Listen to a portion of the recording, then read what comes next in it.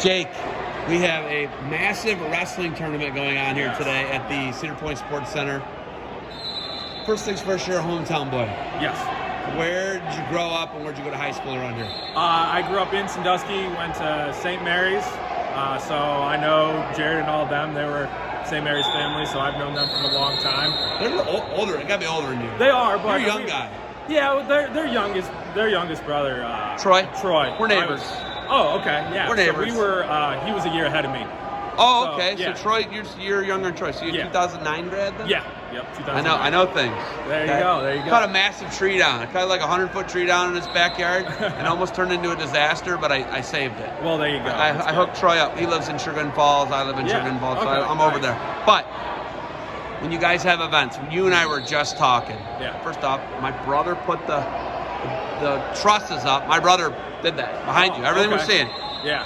Very cool. You guys opened in January of 2020. Yep. I don't know if people have been paying attention for the last 18 months, what's been going on, 20 months. Literally, you were open for 30 days. This big, beautiful, couple 100,000. What's the square footage? Do you even know? It's 145,000. Just 145,000 square foot facility.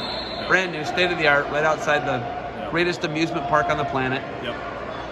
You were open for 30 days and COVID hit. Yeah, it was pretty wild. So open mid-January, and then definitely about mid-February is when we started seeing some of the COVID stuff. We were doing what we could at that time, and then it came out. Boom, we're on lockdown. Mid-March, so doors got shut. It was pretty interesting because we had a couple of events. We were starting to get into a little bit of a groove, and then all of a sudden, just boom, it was nothing.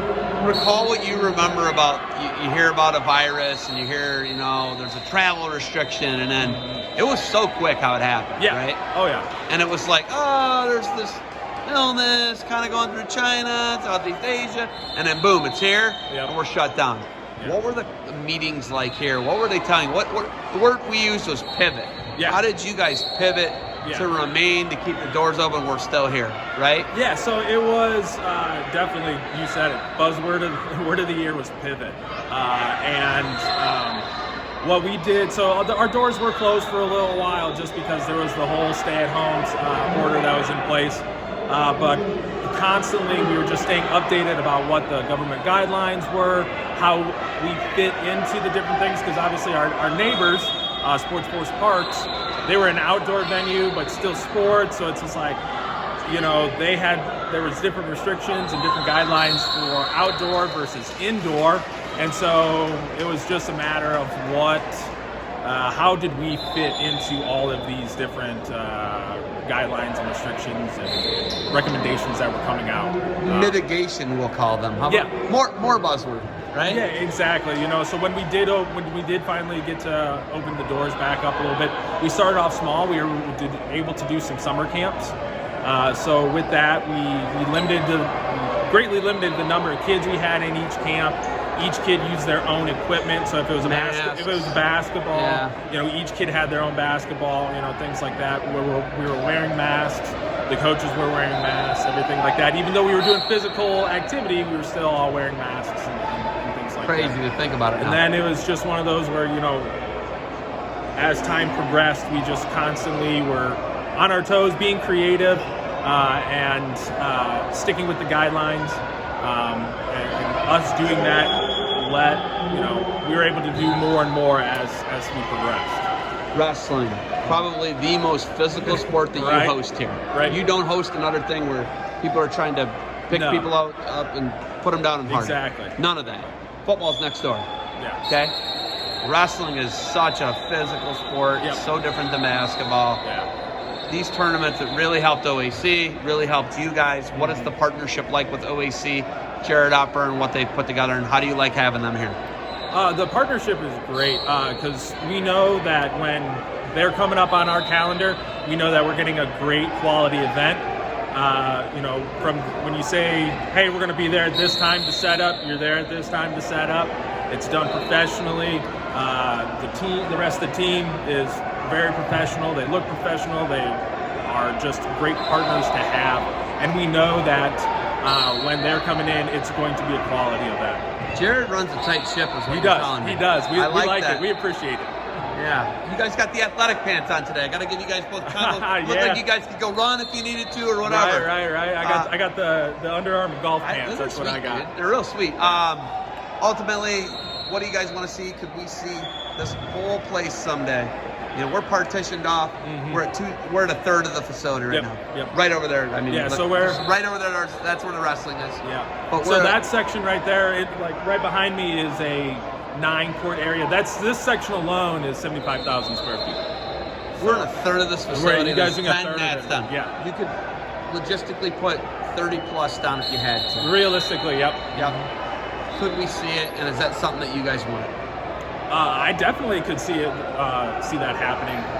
It's one of those things where, as long as you got the teams, we've got the space. So that's a Jared and Wes conversation. Got it, Jared. It's above your pay grade. Okay. Yeah. I promote. Wes is the booking guy. Him and Justin, they do our booking. So that's one of those things where I think it'd be wild to fill the whole place. Yeah. They can do it. Oh yeah. These guys, they're capable. Oh yeah. Like 100% capable. Okay, last thing. All right. Do you trim the beard to look like that, or is that just it's grown out to that? Talk to me about this boy band beard you're rocking. I don't know. My wife actually hates it, so she'd prefer if I was Your clean wife shaved. hates a beard, you have a beard. That blows my mind. I do. She would a lot rather, of couch sleeping, huh? Yeah, she would rather me be clean shaven all the time. But no, I trim it up every now and then. I have one of those. I don't. Got it. Very rarely do I actually go clean shaven. There's always a little bit of something. I use the guards a lot. So listen, I talked to this guy named Sonny Marchetti last night. Yeah. He's 44, 43 years old. He brought back his high school haircut. Oh boy. And cuts it on his own. It looks amazing. Yeah. Kind of like your beard. So, all right. Thank you. Thank you for the time. Absolutely. Oh, you coach baseball at St. Mary's? Yeah. Yes, I do. Did you play college baseball or anything? I did not play college. I wanted to, but school came first.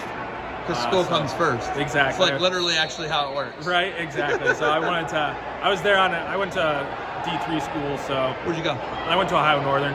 Okay. Ada. Yep, down in Ada. So could you be a pharmacist if you wanted to? Or? My wife actually was in pharmacy, and she switched to pharmaceutical business. And I started off as a civil engineer, but then switched to communications and marketing. Okay, and that's why you have this show. Exactly. Awesome. Well, go Polar Bears. Exactly. That's what they are. Go Polar Bears. Jake, thank you for the time. Absolutely. Appreciate the facility. Absolutely. And keep that strong beard, all right? I appreciate it.